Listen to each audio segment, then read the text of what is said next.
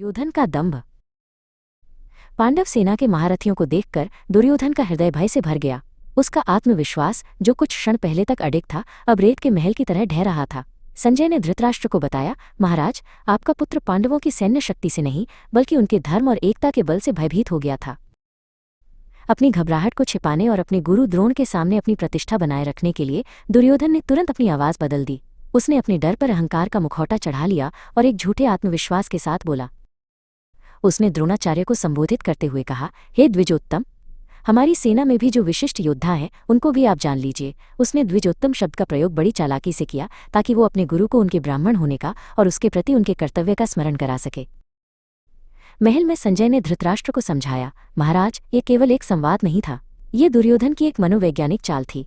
वो अपने गुरु को ये याद दिला रहा था कि उनका स्थान कौरव सेना में है और उनकी निष्ठा आपके प्रति होनी चाहिए। दुर्योधन ने अपनी बात जारी रखते हुए कहा, आपकी जानकारी के लिए मैं अपनी सेना के उन नायकों के नाम बताता हूँ। उसकी आवाज में अब एक झूठा गर्व था, जैसे वो कोई महान रहस्य उजागर कर रहा हो। सबसे पहले तो आप स्वयं हैं, उसने द्रोण की ओर इशारा करते हुए कहा, और फिर पितामह भीष्म, जो किसी भी युद्ध में अजेय हैं, और मेरे मित्र कर्ण, जिनकी वीरता की कोई सीमा नहीं है, और युद्ध में सदा विजयी रहने वाले कृपाचार्य, अश्वत्थामा, विकर्ण और सोमदत्त के पुत्र भूरिश्रवा भी हैं। दुर्योधन ने इन नामों को ऐसे गिनाया जैसे वे पांडवों की शक्ति का उत्तर हों। और भी बहुत से शूरवीर हैं जो मेरे लिए अपने प्राणों की आहुति देने को तैयार हैं। वे सभी विभिन्न प्रकार के शस्त्रों से सुसज्जित हैं और युद्ध विद्या में निपुण हैं। दुर्योधन की आवाज पूरे युद्ध के मैदान में गूंज रही थी। लेकिन द्रोणाचार्य दुर्योधन के शब्दों के पीछे छिपे डर को देख सकते थे। वे जानते थे कि यह आत्मविश्वास नहीं बल्कि भय की प्रतिध्वनि है।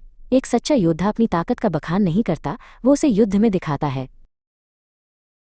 संजय ने अपनी बात समाप्त की, इस प्रकार महाराज, पांडव सेना की शक्ति से भयभीत होकर आपके पुत्र ने अपने डर को दबाने और अपने गुरु को प्रभावित करने की एक हताश कोशिश में अपनी सेना के योद्धाओं की गिनती शुरू कर दी।